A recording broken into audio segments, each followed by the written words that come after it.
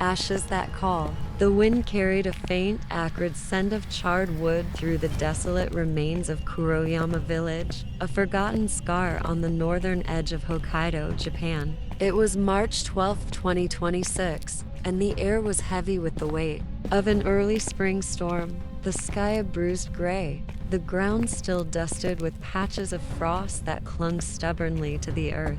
The village had been abandoned since 1973, when a catastrophic fire swept through it, reducing homes to ash, blackening the surrounding forest, and claiming the lives of all 83 residents, or so the official reports claim. The truth had long been buried, whispered only in the shadows of nearby towns, a tale of something darker, something ancient, something that had never truly left. Yuki Nakamura, a 32-year-old freelance photographer with a sharp gaze, jet black hair tied into a loose ponytail, and a scar above her left eyebrow from a childhood accident, stood at the edge of the village, her camera hanging around her neck, her breath fogging in the frigid air. She'd come here for her next project, a photo series on abandoned places, a passion that had taken her to crumbling castles in Scotland, haunted mines in Nevada, and derelict factories in Ukraine.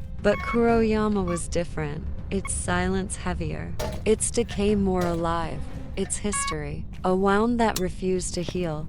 Yuki had heard the rumors everyone had. The fire that destroyed Kuroyama wasn't an accident, they said, but a cover-up, a desperate attempt to bury a ritual gone wrong, a summoning of an ancient fire spirit known as Hinokami, a deity of flame and vengeance that demanded sacrifice. The villagers, driven by desperation during a brutal winter, had offered one of their own, a young girl named Hannah, to appease the spirit, hoping for warmth, for survival. Instead, the spirit consumed them all, its flames unstoppable, its rage insatiable, leaving behind only ashen whispers. Yuki didn't believe in ghosts or spirits, but she believed in stories, in the way they shaped places, in the way they lingered in the air, in the shadows, in the cracks of the earth. She wanted to capture that essence, to frame the desolation, the loss, the unspoken terror that clung to Kuroyama like a second skin. Her boots crunched on the frozen ground as she stepped past the village's entrance, a torii gate that had once been painted red but was now blackened, its wood splintered, its sacred ropes long since burned away, swaying in the wind like the ghosts of prayers. The village was a graveyard of ash and ruin. Charred beams jutted from the ground like broken bones, the remains of homes reduced to piles of soot-stained debris, the forest encroaching with gnarled, leafless trees that seemed to claw at the sky, their bark blackened, their branches twisted into shapes that looked almost human, almost fleeting. The air was thick with the scent of decay, of burned wood, of something faintly metallic, like the tang of blood, though Yuki told herself it was just her imagination, just the cold playing tricks on her mind. She lifted her camera, the shutter clicking as she captured the desolation, the skeletal remains of a shrine. Its roof collapsed, its altar cracked in two.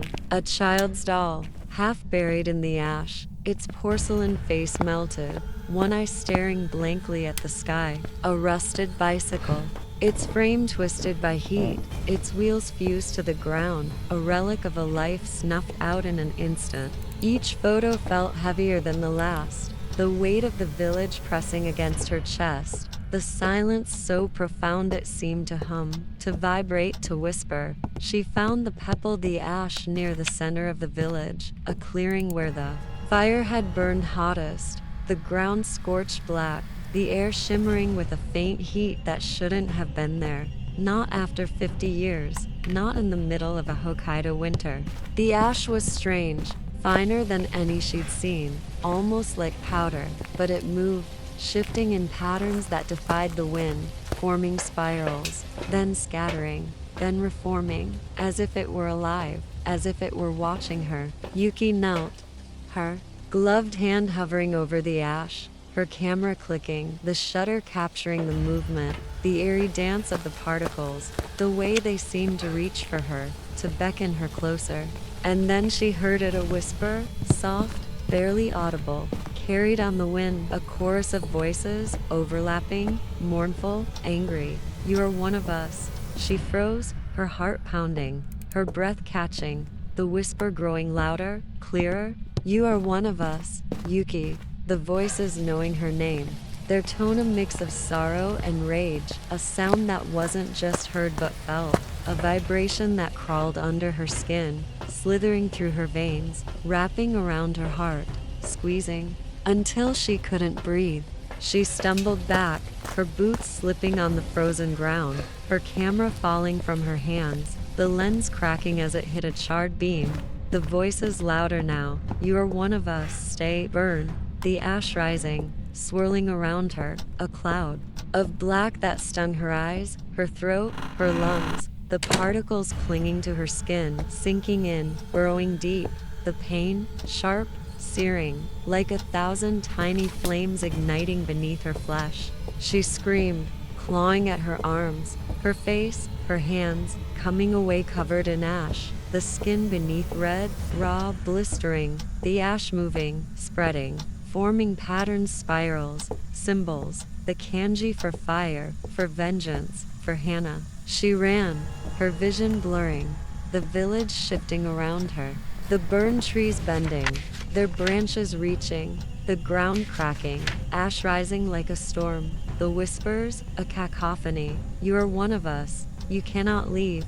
The voices of the dead, the 83 souls of Kuroyama, their pain, their fear, their rage filling her mind, their memories flooding her. Hannah's screams as the flames took her, the villagers' chants, their betrayal, the fire spirit's laughter, its voice a roar. "You called me, now you burn."